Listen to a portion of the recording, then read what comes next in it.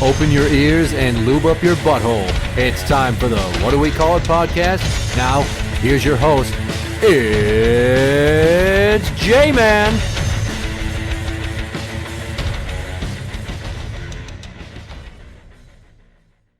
Welcome to the What Do We Call It podcast. I'm Jmann, and let's talk about everybody's favorite culturally vibrant group, Minnesota Somalis. They've been in and out of the news the last 3 weeks due to extensive claims of gang-related violence. Now, you may recall way back last December when Bloody Mary, or as those of you may know her, Hennepin County Attorney Mary Moriarty declared there are no roving gangs of Somali youth terrorizing people. Bullshit! You got to be kidding me. Which is quite laughable because there literally are lists of events tied to Somali gang members and acts of violence. Now, in the middle of July, there was an incident in Edina involving about 30 youth, I believe, and gunshots rang out. Sheriff Bob Fletcher went on his podcast and he made comments about it, critiquing the growing number of incidents that involve Somali gang youth that are not being taken seriously. And people like Mary Moriarty are like, no, that's not a thing. His assertion is that Somali gang violence is at like a tipping point, and there's going to be more to come because it's been back and forth. In a live patrol video posted back in July, deputies from his office said it was time to publicly address the violence following several shootings and a murder over the 4th of July weekend. The sheriff did say these were all connected to ongoing Somali gang violence.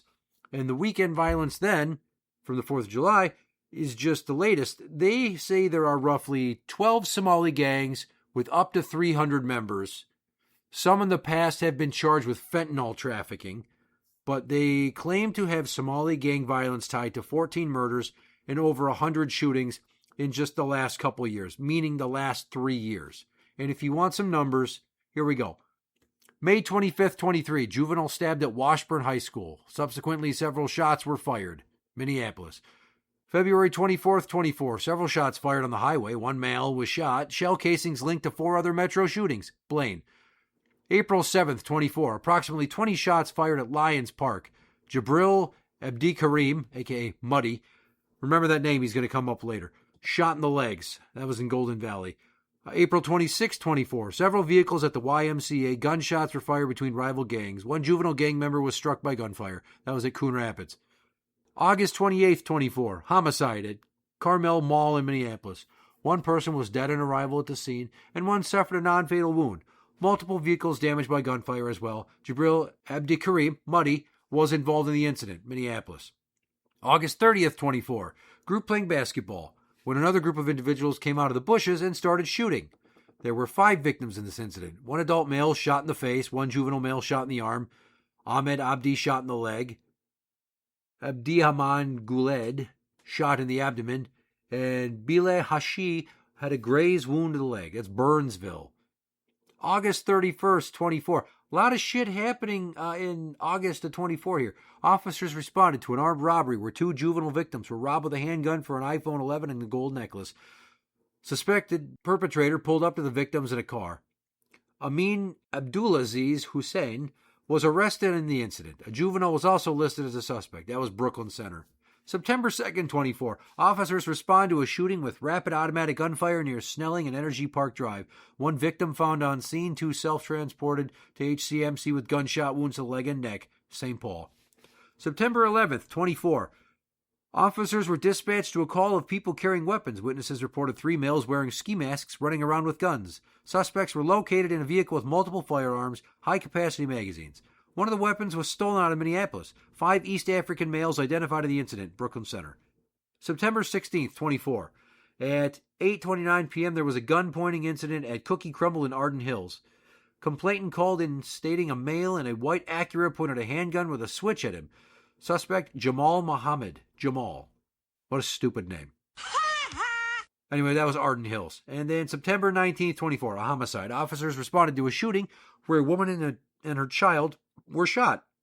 The woman died from her injuries. The child was going to see known Muddy affiliate, and MPD arrested Ayele Abdullahi Ali for second-degree murder. That was Minneapolis. So while Miss Moriarty would like to claim there are no roving gangs terrorizing the public, I would just like to reiterate this. From May 25th of 23 through September 19th of 24, shit went down in Minneapolis, Blaine, Golden Valley, Coon Rapids, Minneapolis again, Burnsville, Brooklyn Center, St. Paul, Brooklyn Center again, Arden Hills, and Minneapolis. And that's just up to September 19th of 2024. Holy shit! That does not include the July 2nd shootings in 2026.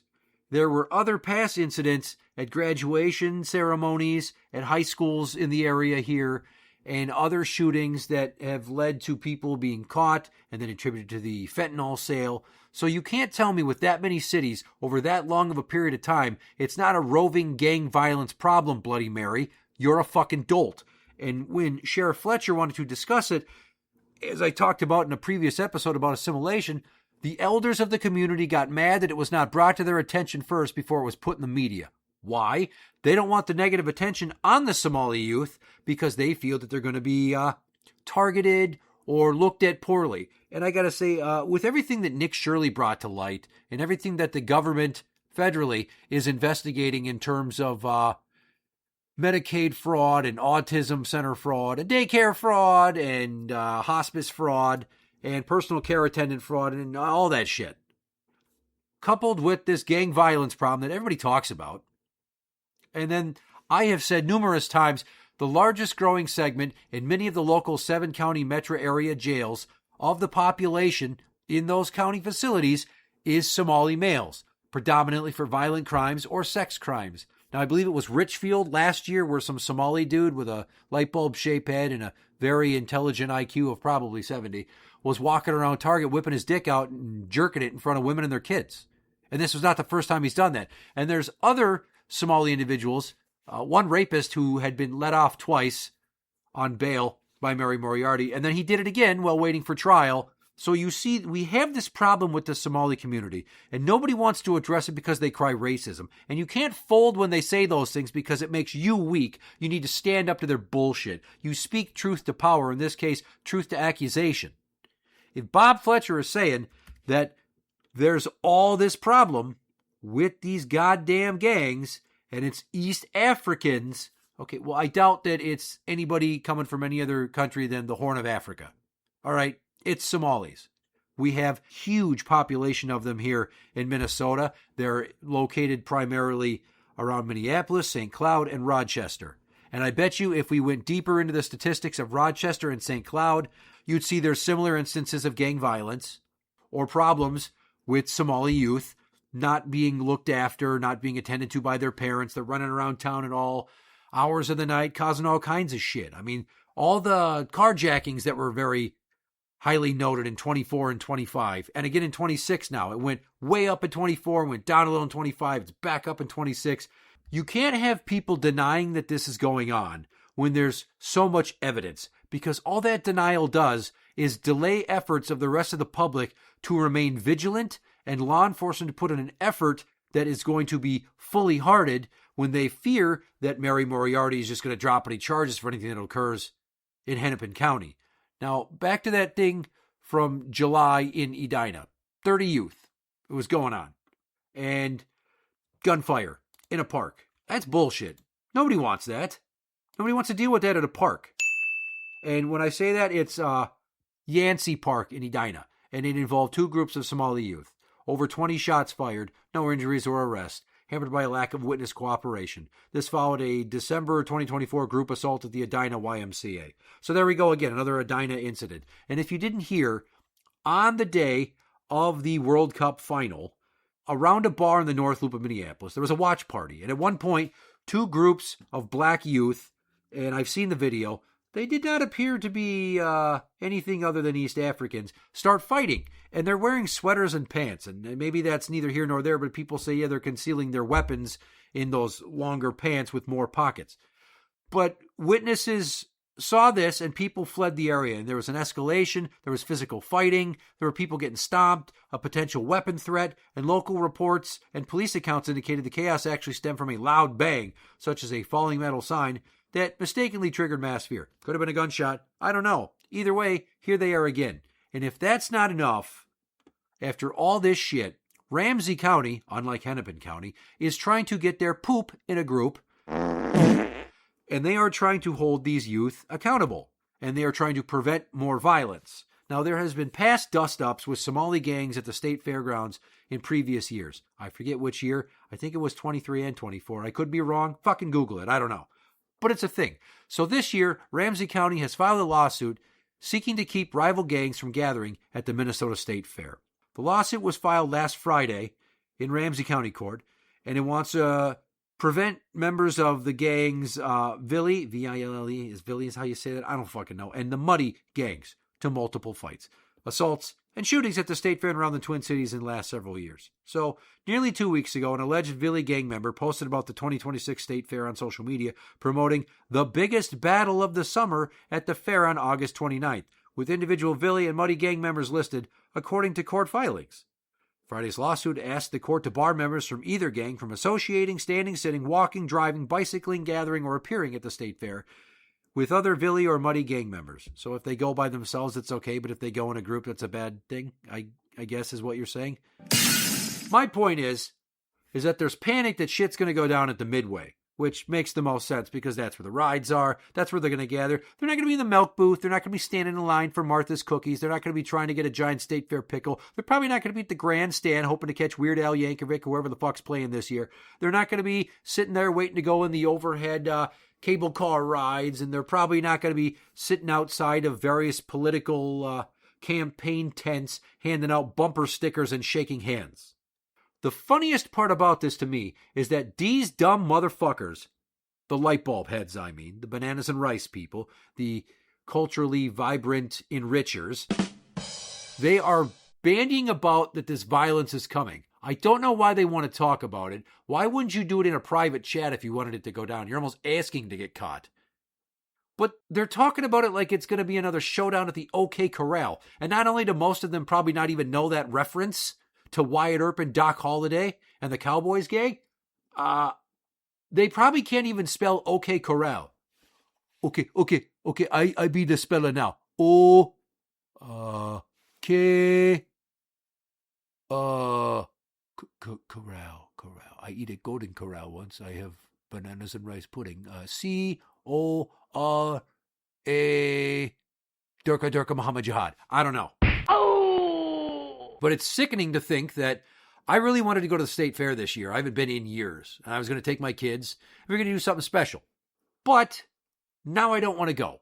And just for related reference, my son was invited a month and a half ago to a birthday party. My son!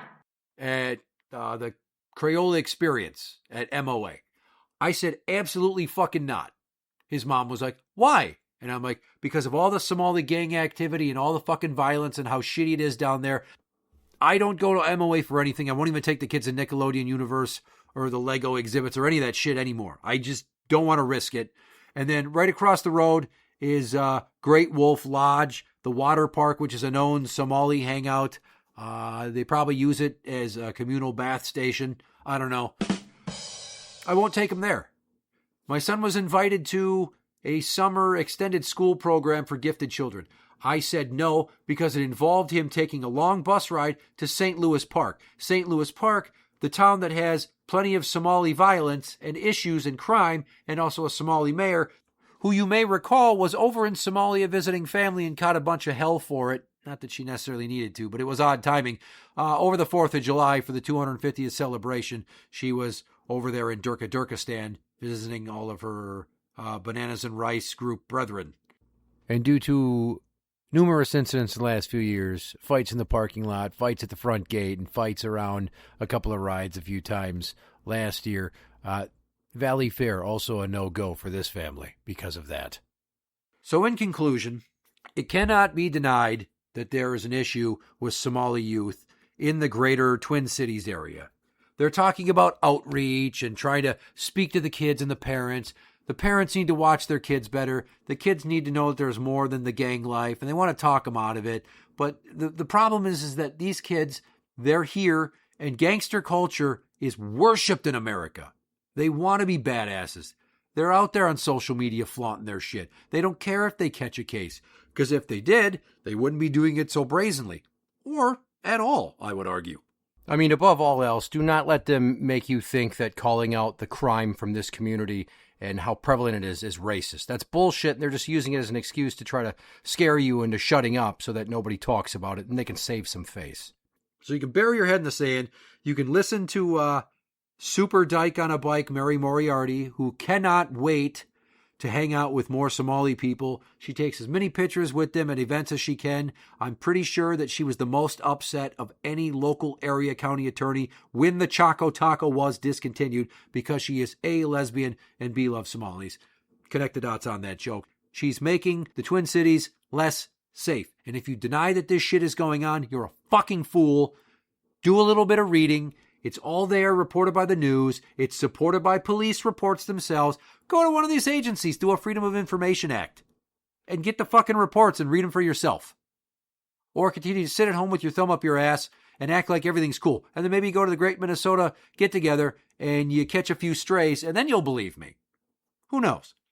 Interact with the show on Twitter at What Do We Call It? That is at What Do We Call It? You can find us on Facebook at facebook.com/group/What Do We Call It podcast show. For the What Do We Call It podcast, I'm Jmann. And that's the end.